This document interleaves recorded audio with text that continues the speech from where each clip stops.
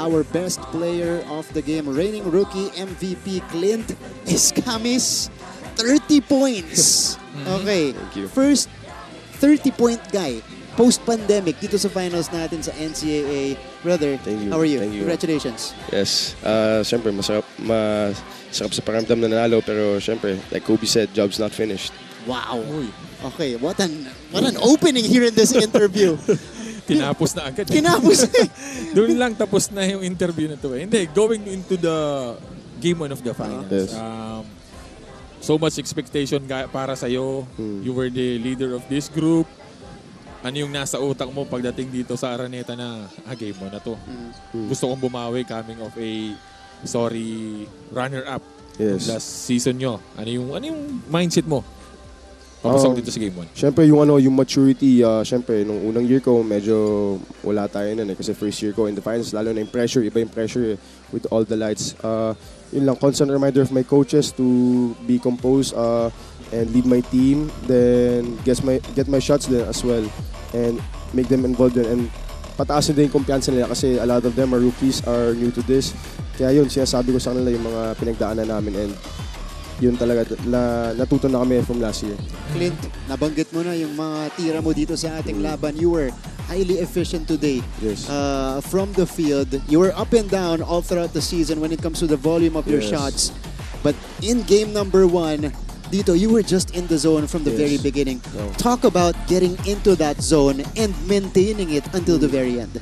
I just did what I did last semifinals, the Final Four. Just shut down all the noise lang, put my headphones on, put noise cancellation, and put on my favorite tunes lang. Yun lang. Tapos, yun lang, iwas lang sa mga big lights, mga interviews lang. Focus lang ako sa paglalaro. And that's how it's supposed to be.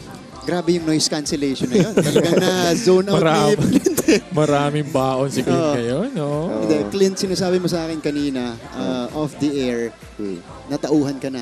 Nagising ka na from the experience last year. Yes. Pag-usapan mo yan kasi alam ko kung gaano kasakit para sa inyo. Kasi nando doon na, tapos nawala pa, and now you're back here in the finals. Oh, yun. Siyempre last year, compared sa last year, inaasahan kami na like yung individual namin, but as you can see now, yung team talaga yung involved eh. Yeah, there's my shots, pero galing din sa system talaga ni coach, and kasama na yung kumpiyansa doon. So yun yung pinagkaiba talaga, yung system. Yun, pagdating eto naman, tapos na itong game 1 na to, you have the upper hand. Ano naman yung, kumbaga, kasi kailangan nyo pa rin mag-prepare eh. Oo, syempre. Mag-prepare din itong binil. Ano naman yung sa tingin mo mas i-improve pa ninyo para matapos na itong series na to sa game 2? Siyempre, mag-a-adjust din yung build, and siyempre mag-a-adjust din kami, and I think yung talaga limit their key players talaga. As you can see, buong week namin pinagandaan si Liwag, but nakuha pa rin niya yung mga scores niya, yung mga rebounds niya, and mas kailangan namin talaga mas puliduhin yung game plan namin, lalo na sa mga tumama na mga outside scores nila and yung mga guards nila na slashers. Okay. Kasi itong venue natin, Clint, I think it's a factor for both teams. Kumbaga, you'll either embrace the moment that you're here, you're playing here inside the Big Dome, or you'll fold under pressure. Yes. Kayo, in-embrace nyo yung moment at in-enjoy nyo yung laro nun.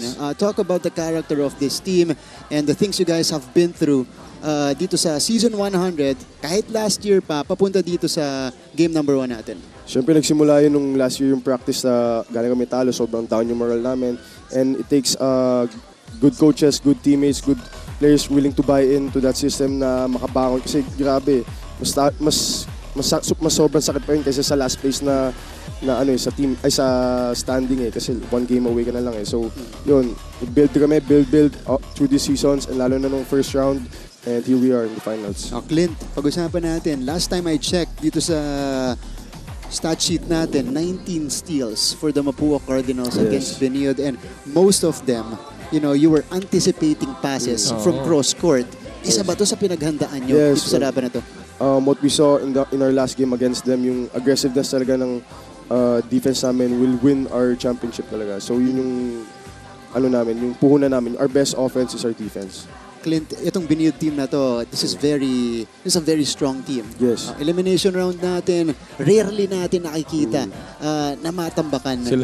Sila yung nananambak. Sila nananambak. Yung eliminations. Kung malamangan man sila, mabilis nilang nahabol. Na-overcome. But you guys did that in many stretches in this game. Napakatagal nung lamang nyo dito. How are you able to dictate the tempo dito sa laban na to? Game 1 pa. Syempre, like, we learned from past games na kahit 10-point lead, 12-point lead to 15-point lead, like, hindi kami dapat, gigiba, like, hindi kami kukumpiyansa, ganun, like, always step on that gas pedal when in terms of that, kasi, syempre, first of all, finals, and, syempre, respect sa Benilde kasi we know how much good they are and the coaching staff. So, yun talaga, pukpok lang ng pukpok. I have to mention, because you're the captain of this team, Yes. so you're in charge of your personnel here. JC Yes. Recto. JC So, Recto. nagpakita na ulit. Si JC Recto. Yes. Matagal natin hinihintay sa season 100.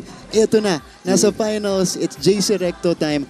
Talk about his performance today. I mean, sobrang nag-improve siya. Alam namin may mga slump siya, but andun pa rin yung tiwala namin sa kanya. Never nawala yung tiwala namin sa kanya. Never nawala yung kumpiyansa namin sa kanya. And here we are in the big stage. Like last year, he performed. And yun, sana mas mature na siya this year. And mas nag-improve sa, sa pagiging composed niya. Okay. Clint, this is a very familiar situation for you guys because I Yes. think this also happened last year in the Yes. finals. You took game number 1, unable to sustain it in the next 2 games. How will you approach, preparation-wise, how will you approach game number 2? Base lang dun sa mga natutunan nyo from last year. Siyempre, block all the noise again.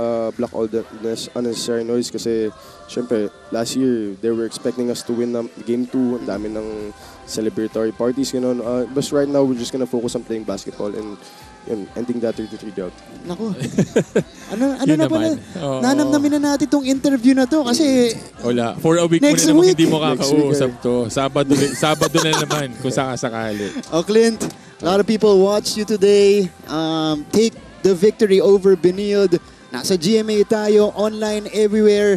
Your opportunity to greet everybody who watched and supported. Gusto magpasalamat una kay God. Sobrang thankful ako sa kanya sa opportunity na binibigyan niya ako ng opportunity para makapaglaro ng basketball everyday. And sa family ko, Mommy Carms, sa dad ko, si Dad Noling, sa dalawa kong kuya, si Kuya Bill and Kuya Mark, and sa sister ko, Ate Kim, to the kids, Drew and Laurel, Tita Agnes, and sa girlfriend ko and sa girlfriend ng family si Jin. Thank you for always supporting. And sa mga supporters namin, sa mga alumni sa buong Mapua community, thankful po kami sa lahat. And sa Ate Kim ko pala. Yun. Okay. Clint Sabi ko Escames. Daming ano, no? Oo. Sa- Dami binabati. Daming binabate. Sa Kung dulo gaano mo, kagaling, ganun din kadami bumati. oh, sa dulo mo nalaman kung bakit nag 30 points eh, no? Oo. Yung pampahuling bati na yun. Yun yung crucial doon, Brad. Okay, Clint Escames with 30 points today, a signature performance here in the NCAA.